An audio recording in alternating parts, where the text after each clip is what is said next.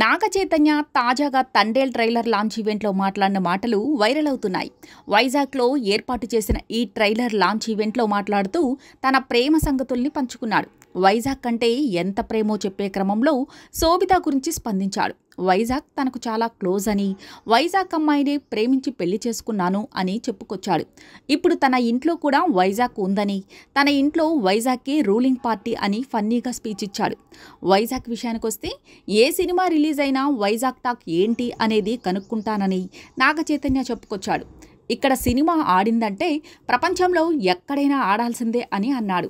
ఇక వైజాగ్ నాకు ఎంత క్లోజ్ అంటే తాను ఇక్కడ అమ్మాయిని ప్రేమించి పెళ్లి చేసుకున్నానని చెప్పుకొచ్చాడు. ఇంట్లో రూలింగ్ వైజాగ్ వాళ్ళదే కాబట్టి మీకు రిక్వెస్ట్, తండేల్ సినిమాకు వైజాగ్లో కలెక్షన్స్ షేక్ అవ్వాలని, లేదంటే ఇంట్లో తన పరువు పోతుందని నాగ చైతన్య నవ్వేశాడు. ఇక ఇదే స్పీచ్లో అల్లు అరవింద్ గురించి కూడా చెయ్యి గొప్పగా చెప్పాడు.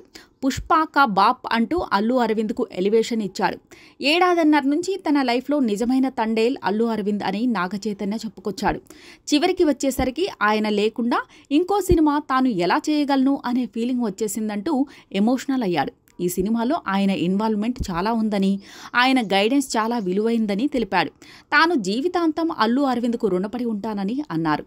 ట్రైలర్ లాంచ్ ఈవెంట్కు సాయి పల్లవి రాకపోవడానికి గల కారణాన్ని అల్లు అరవింద్ చెప్పాడు. ఆమెకు కళ్ళు తిరిగి డాక్టర్ వద్దకు వెళ్తే కంప్లీట్ రెస్ట్ తీసుకోమని అన్నారట. అందుకే సాయి పల్లవి ట్రైలర్ లాంచ్ ఈవెంట్కు రాలేకపోయిందని అల్లు అరవింద్ క్లారిటీ ఇచ్చారు. తండేల్ ట్రైలర్ రాకతో అంచనాలు భారీగా పెరిగాయి. తండేల్ అంటే లీడర్, నాయకుడు అని అందరికీ అర్థమైపోయింది. ఇక ప్రేమతో పాటుగా దేశభక్తిని చాటే చిత్రంగా తండేల్ రాబోతుంది. Chandu Mondeti making, DSP music సత్తా ఏంటో ట్రైలర్ చెప్పేసింది. ఇక థియేటర్లో ఈ మూవీకి ఎలాంటి టాక్ వస్తుందో చూడాలి.